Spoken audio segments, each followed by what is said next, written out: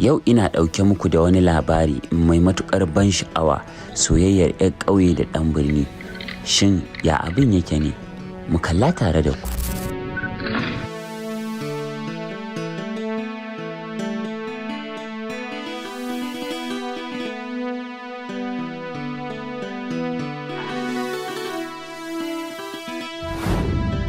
Sannu malama bayar Allah, ina da tambaya.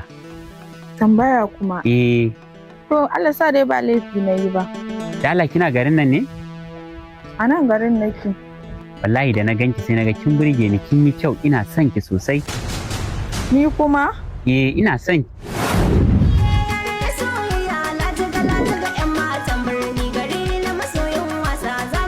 Da magana sai gudu? Kaga ikon Allah. Tabbas wannan labarin yana ɗauke da abubuwa masu matuƙar ban sha'awa tare da faɗakarwa. Kun san menene fara a fatitu? Kash sai dai na kwafsa. Mu haɗu a fatitu. Ahmed!